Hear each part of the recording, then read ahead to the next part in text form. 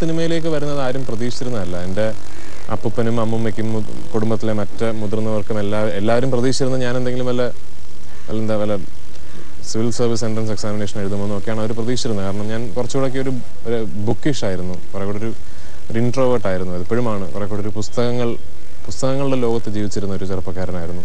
എൻ്റെ ചേട്ടൻ അതായിരുന്നില്ല. ചേട്ടൻ വളരെ ചെറിയ പ്രായത്തിൽ തന്നെ വളരെ നന്നായി പാടുകയും അഭിനയിക്കുകയും ഒക്കെ ചെയ്യുന്ന ആളായിരുന്നു. ഞാൻ ഈ പറഞ്ഞ പോലെ വളരെ യാദൃശ്ചികമായ സിനിമയിൽ എത്തിപ്പെട്ട ആളാണ്. ഞാനെന്ന് പറയുന്ന നടനെ സിനിമയിലേക്ക് കണ്ടെത്തുന്നത് ശരിക്കും പറഞ്ഞാൽ ഡയറക്ടർ ഫാസിലാണ്. ഡയറക്ടർ ഫാസിൽ അദ്ദേഹം ചെയ്യാൻ ഉദ്ദേശിച്ചിരുന്നൊരു സിനിമയിലേക്ക് എന്നെ ക്ഷണിക്കുകയും ഒരു സ്ക്രീൻ ടെസ്റ്റ് എടുത്തു വന്നു. പിന്നീട് എനിക്ക് ആ സിനിമ ചെയ്യാൻ പറ്റില്ല. കാരണം അപ്പോഴാണ് എനിക്ക് ഒരു വെളിനാട്ടിലൊരു കോളേജിൽ അഡ്മിഷൻ കിട്ടി ഞാൻ പഠിക്കാൻ പോകുന്നത്. അന്ന് എനിക്ക് ആ സിനിമ ചെയ്യാൻ പറ്റിയില്ല.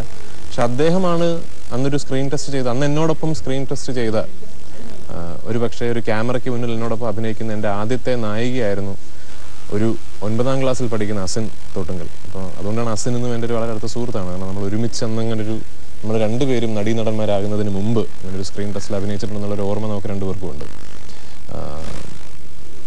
പാച്ചയ്ക്കാണ്, ഫാസിൽ സാറാണ് പിന്നീട് രഞ്ജിത്തേട്ടനോട് ഇങ്ങനെ സുകുമാരൻ്റെ ഇളയ മകനെ കുറിച്ച് പറയുന്നത്. പക്ഷേ പാച്ചയ്ക്കയോട് എന്നെ പറ്റി പറയുന്നത് ഡയറക്ടർ ഫാസിലിനോട്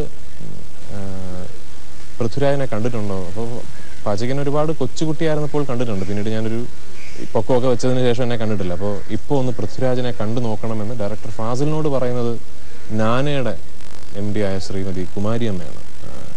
കുമാരിയമ്മയാണ് ശരിക്കും ഫാസിൽ സാറിനോട് ഇങ്ങനെ സുകുമാരൻ ഇളയ മകനെ ഒന്ന് കണ്ടു നോക്കണമെന്ന് പറയുന്നത്.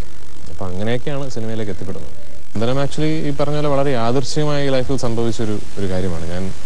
ഞാനൊരു സിനിമാ നടനാകണം എന്നുള്ള ആഗ്രഹം കൊണ്ട് നടന്നിരുന്നൊരു കാലമായിരുന്നില്ല അത്. ഞാൻ പഠിച്ചുകൊണ്ടിരിക്കുകയായിരുന്നു. ഞാനൊരു വെക്കേഷന് വേണ്ടി തിരിച്ച് നാട്ടിൽ വന്നപ്പോഴാണ് ഞാൻ ആക്ച്വലി ആ വെക്കേഷന് വേണ്ടി തിരിച്ച് നാട്ടിൽ വന്നപ്പോൾ അന്നിവിടെ ഭയങ്കര പ്രകമ്പനം കൊണ്ട് തിയേറ്ററുകളിൽ നിറഞ്ഞ് കവിഞ്ഞ് ഓടിക്കൊണ്ടിരിക്കുന്ന സിനിമ എന്ന് പറയുന്നത് രാവണപ്രഭു എന്ന് പറയുന്ന ചിത്രമാണ്. അപ്പോൾ ഞാൻ കേട്ടു ഇങ്ങനെ രഞ്ജിത്ത് എന്ന് പറയുന്ന തിരക്കഥാകൃത്ത് ആദ്യമായ സംവിധായകനായ സിനിമയാണ്. അത് കേട്ടു. ഞാനും ആ സിനിമ തിയേറ്ററിൽ പോയി കണ്ടു. ഭയങ്കര ഒരു ആഘോഷമായ സിനിമയായിരുന്നു അത്. അങ്ങനെ ഇരിക്കുമ്പോഴാണ് ഈ രഞ്ജിത്ത് എന്ന് പറയുന്ന ആളുടെ നിന്ന് എനിക്കൊരു ഫോൺ കിട്ടുന്നത്.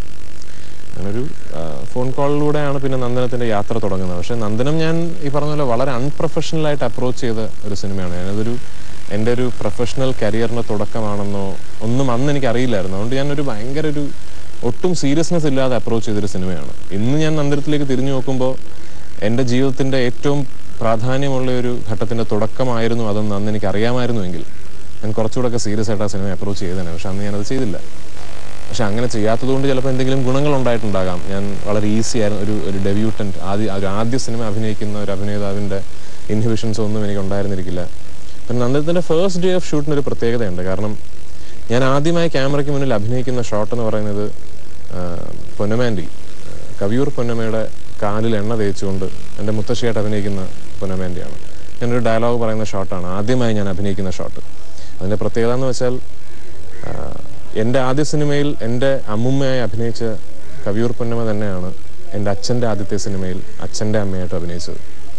അപ്പോൾ അങ്ങനൊരു പ്രത്യേകത ആ ഷോട്ടിനുണ്ട്. അത് ആക്ച്വലി എന്നോട് പറയുന്നത് പൊന്നമാൻഡിയാണ്. അപ്പോൾ അങ്ങനൊരു ഓർമ്മയുണ്ട് മനസ്സിൽ.